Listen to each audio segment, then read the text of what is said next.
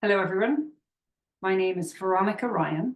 I am the Education Officer here at Cloughjordan Ecovillage, and I'm delighted to present to you today the story of Cloughjordan Ecovillage and how we seek to build sustainable community. We're known as somewhere that you can visit, which focuses on place-based education for sustainable development, which means we get you out of the classrooms, we get you to come on down to the Ecovillage to learn who we are and what we do and the impact of our work. We talk about our work focusing on building, caring, learning, and sharing. So as a group of individuals, we came together around 25 years ago. We were concerned, people concerned about the environment, involved in different environmental groups. And we chose to come together to see what changes we could make in our own lives and whether we could share the lessons that we learned with others on our journey. So we sought to build a sustainable community whilst caring for each other and for the planet, and learning as we went on the work that we do, and then sharing what we learned with others who were interested in our work. So that was our mission and our objectives. So our purpose was essentially to build a community that was resilient and supportive. So a community where we look out for each other, we're aware of each other, we're aware of each other's needs, each other's opinions, but where we also learn from each other and seek to give a space for everyone's voice to be heard. And we wanted to do that together in community, whilst we look at working in partnership with the living world. So caring for the land that we purchased in partnership with the other living species and creatures that we share our planet with.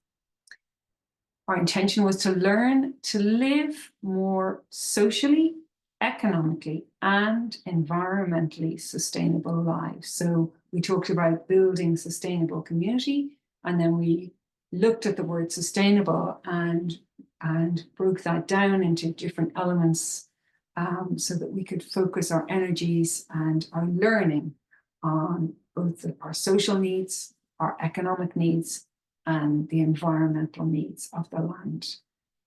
And then throughout the time that we have worked together, we've always sought to share what we've learned with others. We have a huge number of people that come to want to learn, whether they are secondary school students like yourselves, or a lot of third-level universities. We get a lot of researchers that want to come and do research projects on our work.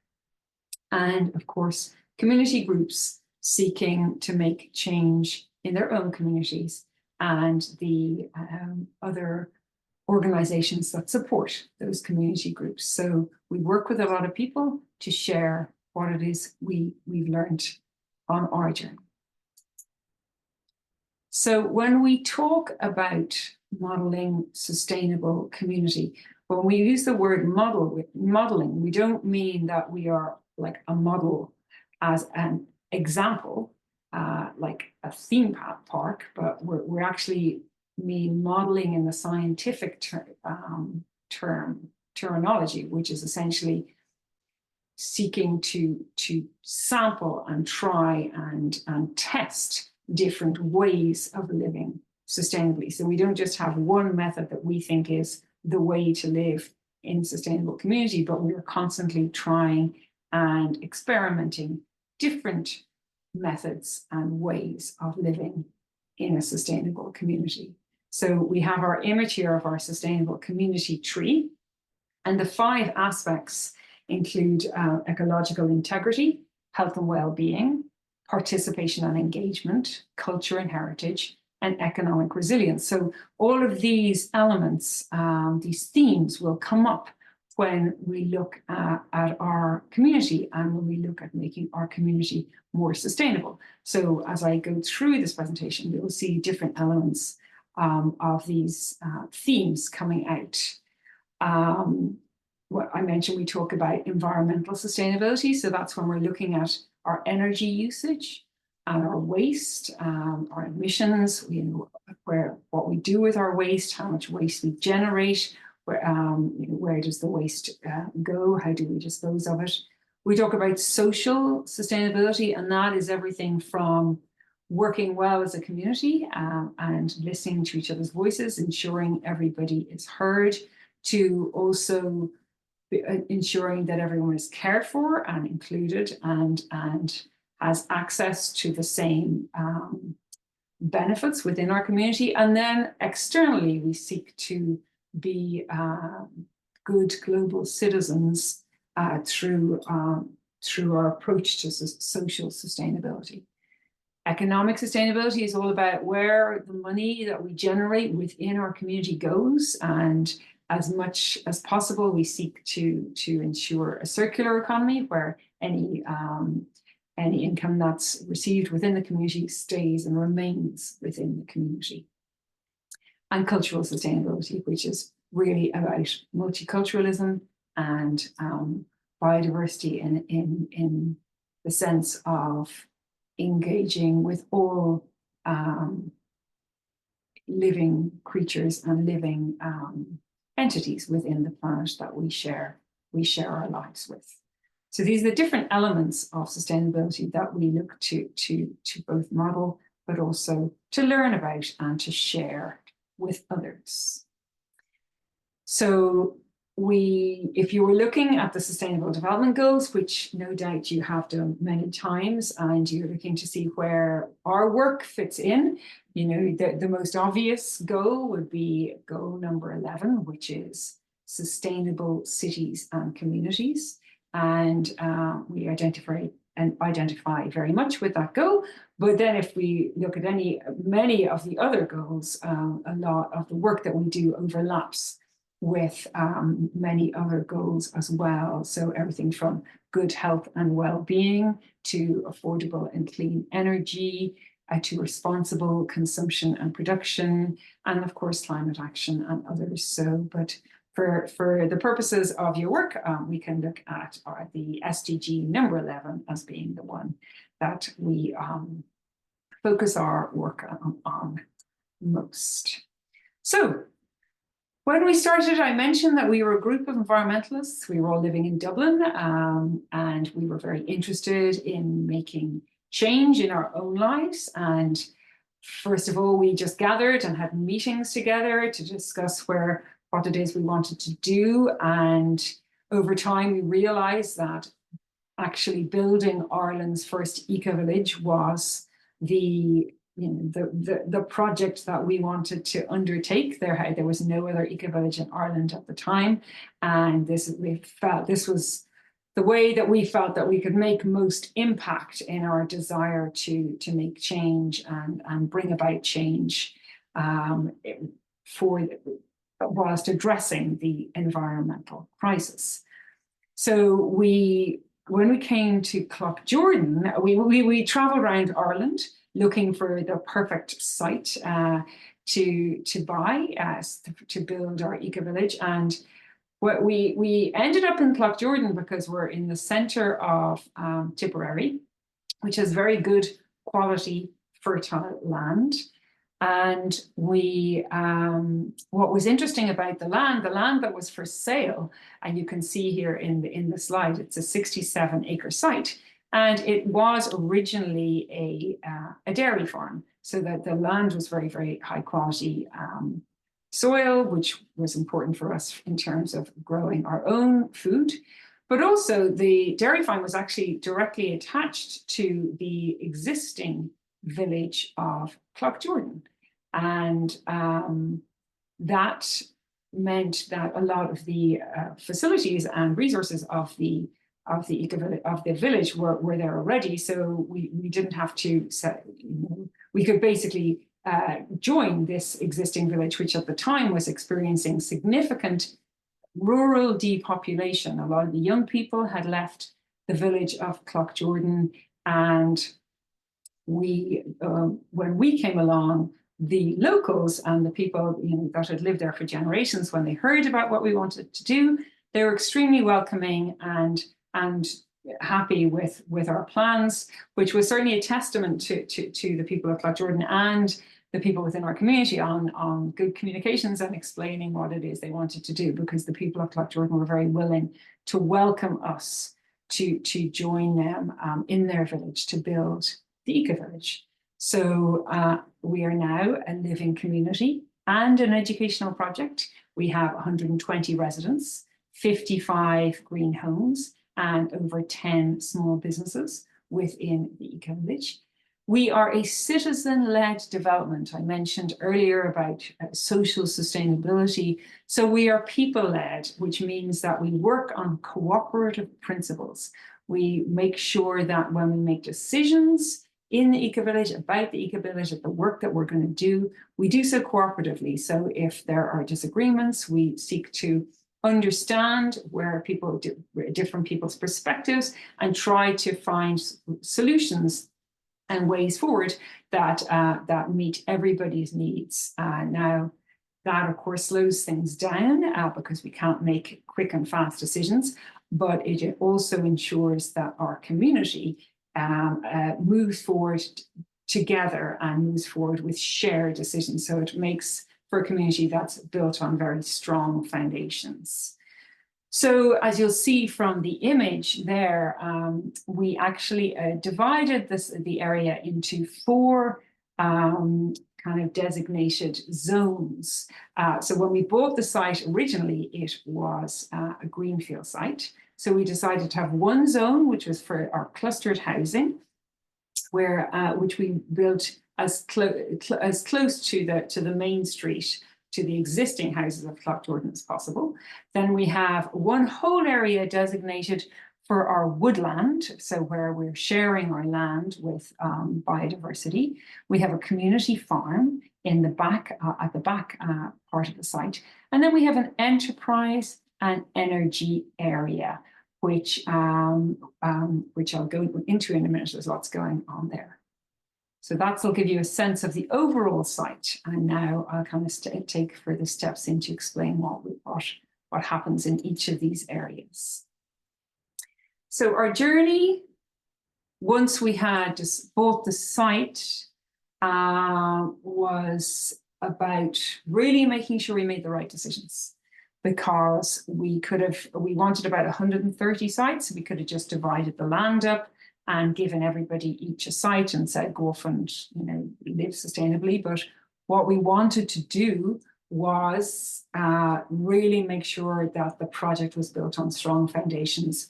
We were focusing on developing our skills and learning through experience and expertise. So we needed to set out principles around which we would safeguard the integrity of the work that we were going to do. So what we did was we wrote what's called an ecological charter. And in the charter, we had an agreed set of sustainability standards around which all people, anybody who was going to join as a member and buy a site would join the project, and they would sign up to live within the standards of the charter. So within the charter, we focused on green building. We looked at energy generation and our sustainable urban drainage system. We look at land care, and we look at economic sustainability and transformation. So these were the areas that we felt that we needed to focus our energy and where we most needed to learn how to make change to improve the way that we were going to live sustainably on our land. So starting with the green homes, as I said, in our eco charter, we had an agreed set of standards. So a lot of these, all of the houses that were built in the Ecovillage were built before the government brought in BER ratings, the building energy ratings. So nowadays, when you build a new house, there's much stricter regulations around building, which is great.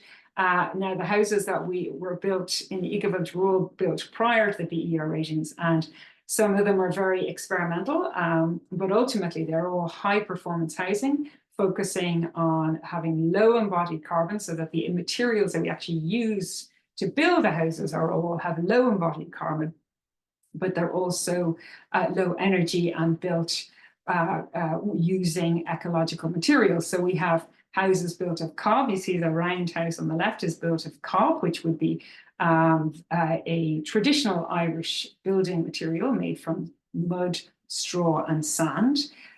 We have timber frame houses. The one on the right is actually a kit house. And but then we've also very high spec houses that are passive houses, and then houses that were built cooperatively. So lots of different types of experimental pioneering green building. It was at one point that was at the highest percentage of kind of high rating and green homes in the country. Now, as I say, green building has caught up, and which is great. And we still have a series of sites that we will build on. And when we do, the new houses will probably be quite different from the houses that are here originally. But it was amazing to see so much experimentation and kind of a pioneering attitude during the time when we were building the green homes. Before we did anything with the site, we put in an underground infrastructure, which included a sustainable urban drainage system. So there's a stream that runs through the Ecovillage, and the course of the stream was changed to make the most use of it as an amenity, but also to essentially to increase interaction with biodiversity. So it's a very high energy location for biodiversity where the stream is, because nobody can walk there or there's no cars. So it's a boundary between the water and the land, which is dedicated to biodiversity.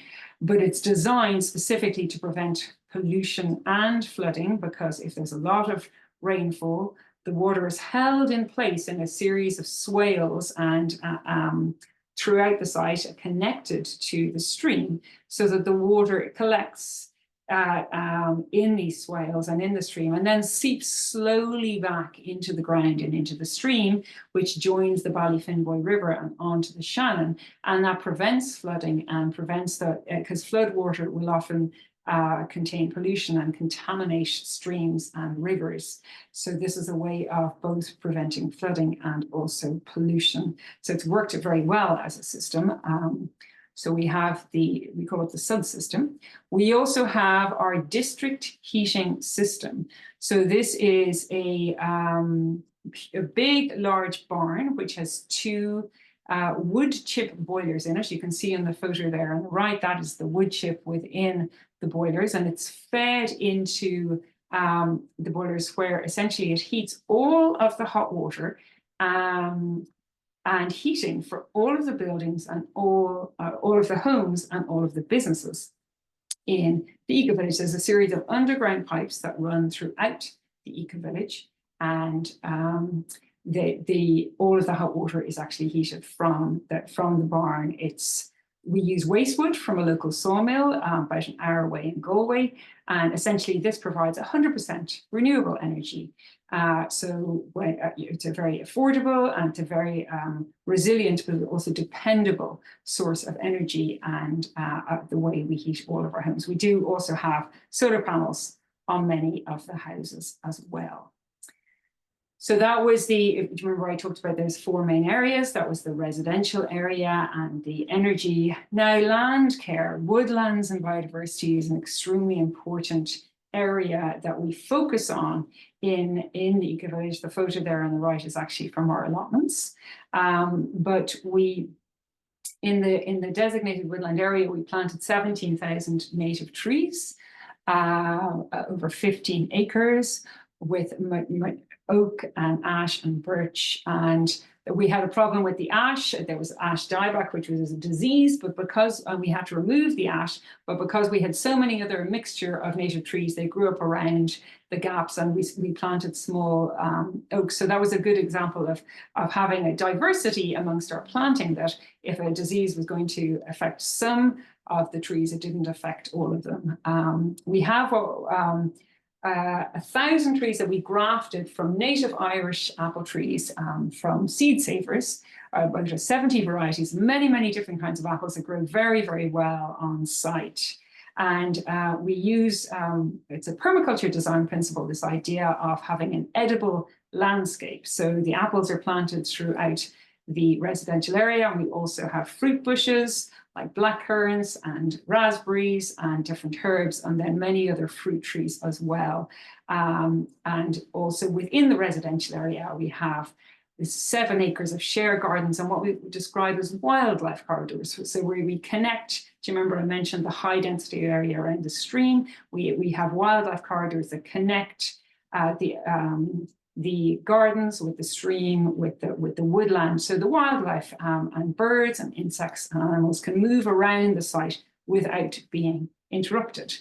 We talk about the car being the visitor here in the Ecovillage. So we have designed the roads that are the narrowest possible roads to that you can actually get away with in planning in Ireland, and they're designed in that way so that we can favour pedestrians, favour cyclists, and the cars need to move slowly around the site. And we designed such a way that the car parking places are all set aside from the homes, so they're clustered together, and people walk down pathways to get to their homes and then interact more effectively with their neighbours.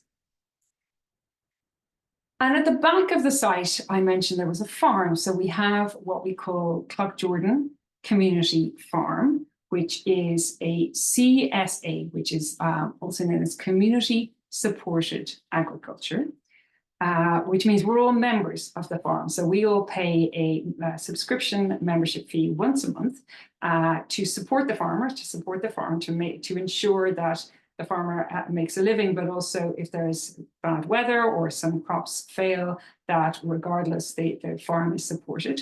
It's an agro-ecological farm on 8 acres. So its focus is not just growing healthy organic vegetables, but also focusing on the health of the soil itself. So we look to produce, as we say, high quality vegetables coming from nutritional soil, very, very well cared for soil. So the vegetables are high quality, but also if the soil is cared for well, then the biodiversity in the area, it remains healthy, and it's overall more beneficial for the biodiversity in the area and reduces our overall impact, environmental impact when we're growing our food. So the vegetables that we produce, we harvest twice a week, and the fresh produce is available for more than 80 families that live in the Cloughjordan area.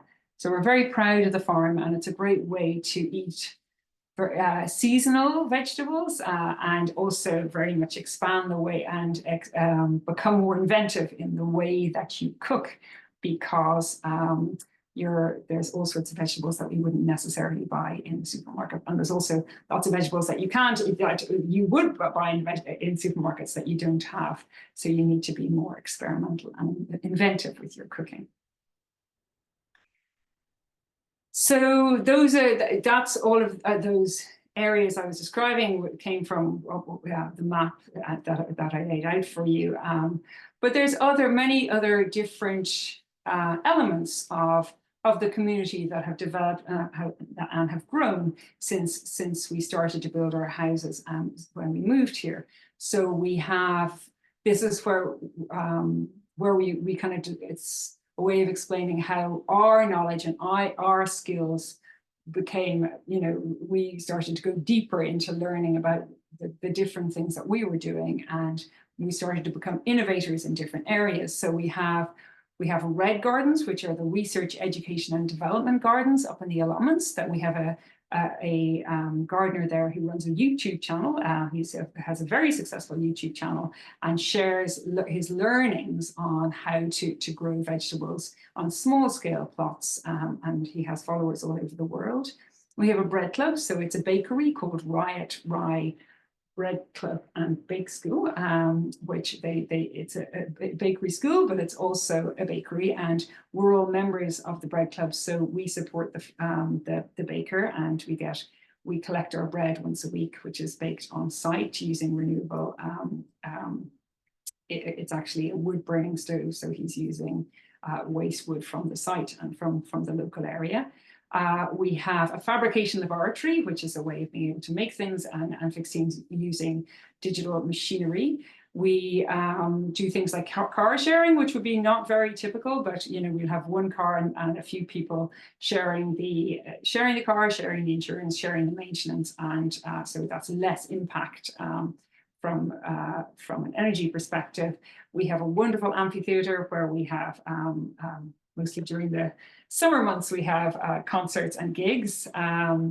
And we have things like a seed bank. We have a beautiful labyrinth on site. So a lot of these projects are basically people who've come here who have passions themselves and have gone out on the land and started to focus on the areas that have most meaning to them. And then because we're a supportive community, we are supporting our neighbours and friends in developing their projects and their passions as well.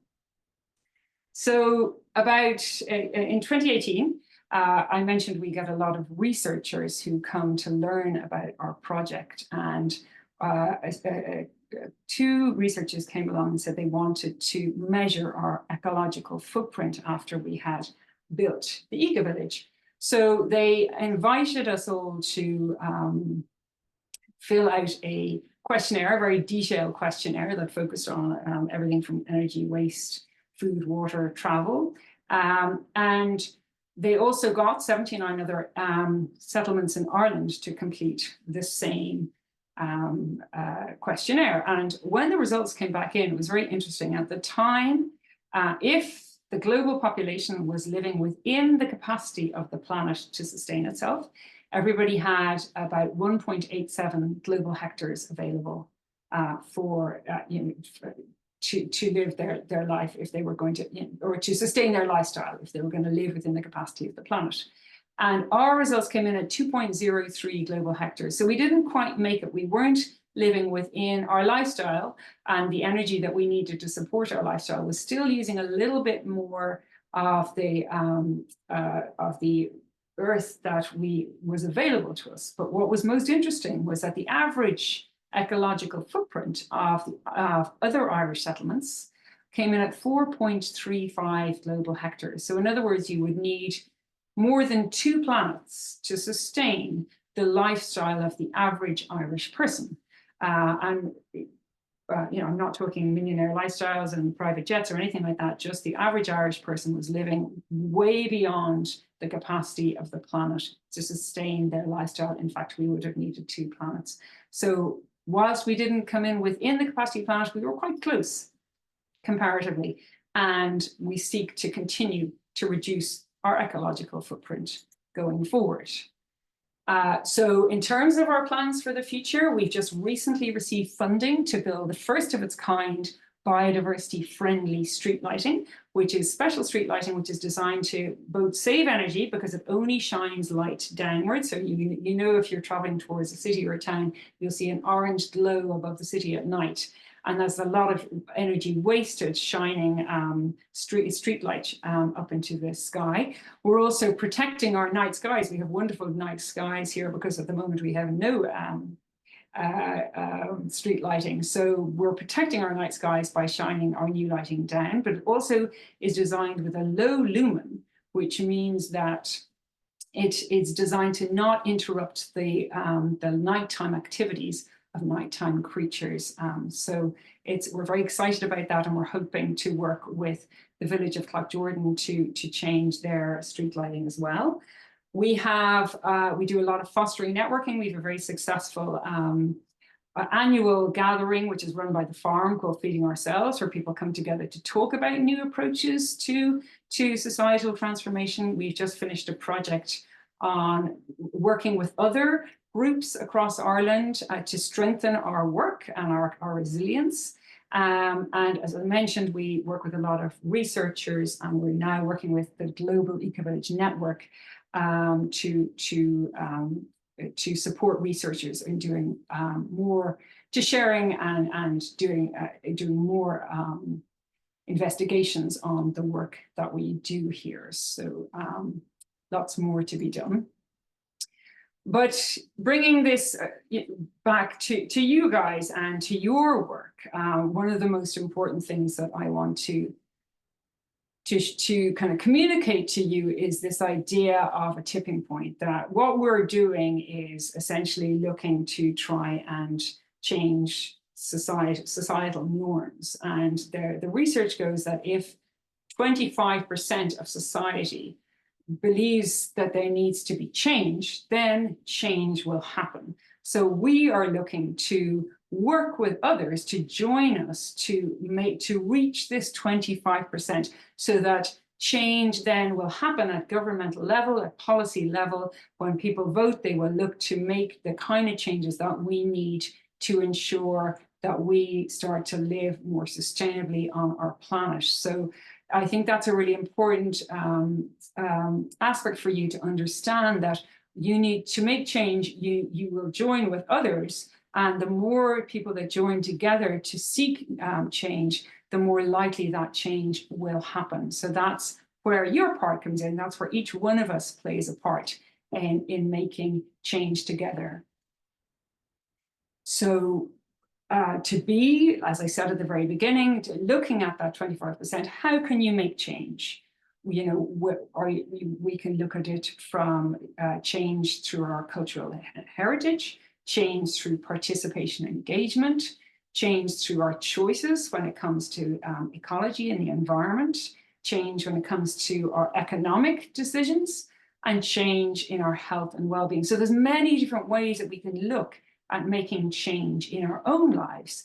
And it's up to you to understand what's possible and see how you can bring about learning and teaching others around you. So I have some examples here that other school communities have taken on in terms of taking action, everything from pollinator-friendly zones or wildlife ponds in their gardens, to organizing repair cafes and clothes swaps, to doing more obvious ones like carpooling, walking and cycling. So there's many different ways that we already know about that we can bring into both ourselves and the way that we make choices, but also the choices that are made in our homes, in our schools, and in our communities as well. I'm ending with this because we're just about to have our celebration for the year. In a couple of weeks' time, we're having Féile na nGiúil, which is our community apple festival, and it's a time for celebrating as a community. It's our harvest festival. We have a huge amount of apples. Do you remember I told you about our apple orchards? So we're going to be doing apple pressing, making apple juice, having apple bake competitions, and coming together. So, you know, this isn't all about hard graft. This is also about recognizing, you know, the efforts that we're making, celebrating them together. And the reality is that if you make choices and you work on projects, and you're always building, and you look back on the work that you've done, and you realize that each part of the work that you do will build, and will build with other people who are also looking to make change in their communities too. So I'm going to end there with a picture of our labyrinth. That is our 7th Circuit labyrinth, and the text at the top says, "Walk the talk." So it's, I invite you all to consider what's possible in your schools, in your lives, in your communities, to see how you can bring about the change that we need to live more sustainably on our planet. So thank you all for listening. and best of luck in the future. Take care.